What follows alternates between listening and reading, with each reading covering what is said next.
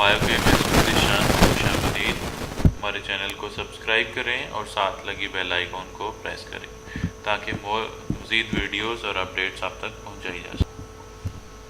लेकिन आज का जो हमारा टॉपिक है वो केमिस्ट्री के हवाले से है। लेसन आज का जो हमारा है लेसन 5 है, जिसमें हम डिस्कस करेंगे रिप्रेजेंटेशन ऑफ एलिमेंट्स के एलिमेंट्स को किस तरह रिप्रेजेंट किया जाता है, यानी जाहिर किया जाता है, और उसकी वैलेंसी के बारे में। तो सबसे पहले रिप्रेजेंटेशन ऑफ एलिमेंट्स को देखते हैं। तो एलिमेंट्स जो होते हैं उनको सिंबल्स के ज़रिए रिप्रेजेंट किया जाता है। और ये जो सिंबल्स हैं, अब सिंबल्स क्या होती हैं? सिंबल्स एब्रीविएशन है for the name of elements, जिसमें एलिमेंट्स को हम नाम दिए जाते हैं। और ये जो name of the elements symbols हैं, ठीक है, ये इंग्लिश हो सकते हैं, इंग्लिश वर्ड हो सकता है, कोई लैटिन वर्ड हो सकता है, या कोई ग्रीक वर्ड हो सकता है। अगर सिर्फ नेक्स्ट रिप्रेजेंटेशन ऑफ एलिमेंट्स जैसा कि अभी हमने बात की कि जो एलिमेंट्स की सिंबल्स हैं वो एब्रीविएशन होती हैं एलिमेंट के नेम की। और ये जो नेम है या तो इंग्लिश हो सकता है, या कोई लतीनी ज़ुबान का लफ्ज़ हो सकता है, या कोई ग्रीक वर्ड हो सकता है, या कोई जर्मन वर्ड हो सकता है। नेक्स्ट हम जो है वो डिस्कस करते हैं रूल्स फॉर राइटिंग सिंबल्स, कि सिंबल्स को लिखने के असूल क्या हैं। तो सबसे पहले उसका असूल ये है कि अगर एक लेटर पर मुश्तमिल है तो आप उसको कैपिटल लिखेंगे। फॉर एग्जांपल हाइड्रोजन जो है H, ये उसकी सिंबल है, ठीक है, और हाइड्रोजन की ये सिंबल है। दूसरा नाइट्रोजन N है सिंबल, जो कि नाइट्रोजन को शो करती है। नंबर 3 कार्बन है, ठीक है, कार्बन जो है उसको आप C से जाहिर करते हैं। Na जो है वो सोडियम के लिए, और Cl जो है वो क्लोरीन की सिंबल है। ये दूसरा रूल है उसका कि अगर आपके पास कोई वर्ड 2 लेटर पर मुश्तमिल होता है तो आप क्या करेंगे कि पहले लेटर को कैपिटल लिख देंगे और दूसरे को स्मॉल। जैसा कि आपको नज़र आ रहा है कि ये हमारे पास कैल्शियम है, तो कैल्शियम का हमने जो पहला वर्ड है वो हमारे पास C है, और ये इसको हमने कैपिटल लिखा है, और दूसरा जो है वो स्मॉल लिखा है। एज सिमिलर सोडियम की अगर हम बात करें तो सोडियम में जो हमारे पास सिंबल है वो Na है, और N हमने इसका कैपिटल लिखा है और A स्मॉल लिखा है। नंबर 3 हमारे पास क्लोरीन आ जाती है।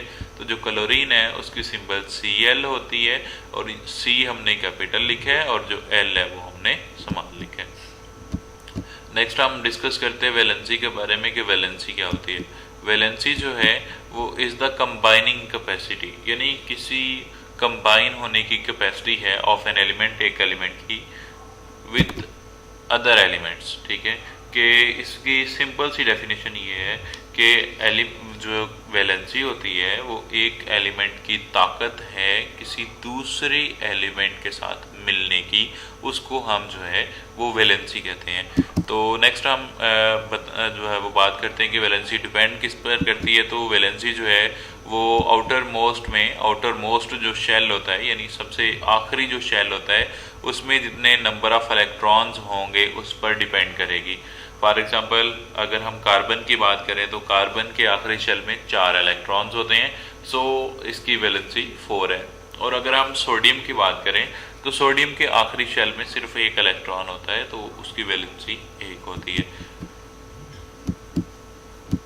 नेक्स्ट जो है वो वैलेंसी देखते हैं डिफरेंट एलिमेंट्स की, ठीक है। तो सबसे पहले हमारे पास क्लोरीन है।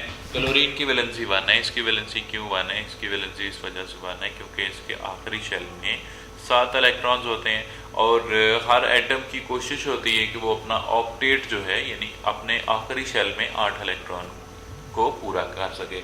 तो सो इसकी क्लोरीन जो है हमारे पास, ठीक है, क्लोरीन में आखिरी शेल में 7 इलेक्ट्रॉन्स होते हैं। इस वजह से सिर्फ इसको 1 इलेक्ट्रॉन की ज़रूरत होती है ताकि उसका ऑक्टेट जो है वो कंप्लीट हो सके और वो स्टेबल फॉर्म, यानी नोबल गैसेस की इलेक्ट्रॉनिक कन्फिग्रेशन जो है वो हासिल कर सके। नंबर 2 ऑक्सीजन की बात करें तो ऑक्सीजन जो है हमारे पास, ऑक्सीजन के आखिरी शेल में होते हैं जी 6 इलेक्ट्रॉन, ठीक है। तो इस वजह से इसको अपना ऑक्टेट मुकम्मल करने के लिए सिर्फ 2 इलेक्ट्रॉन की ज़रूरत होती है। इस वजह से इसकी वैलेंसी 2 है। नंबर 3 है नाइट्रोजन। नाइट्रोजन के आखिरी शेल में 5 इलेक्ट्रॉन्स होते हैं। इस वजह से इसको अपना ऑक्टेट मुकम्मल करने के लिए सिर्फ 3 इलेक्ट्रॉन की ज़रूरत होती है। इस वजह से जनाब नाइट्रोजन की जो वैलेंसी है वो 3 है। नेक्स्ट आगे हम बात करते हैं कार्बन की, जैसे हमने पहले बात की कि इसके आखिरी शेल में 4 इलेक्ट्रॉन्स होते हैं। इसको अपना ऑक्टेट मुकम्मल करने के लिए भी मज़ीद 4 इलेक्ट्रॉन्स की ज़रूरत होती है।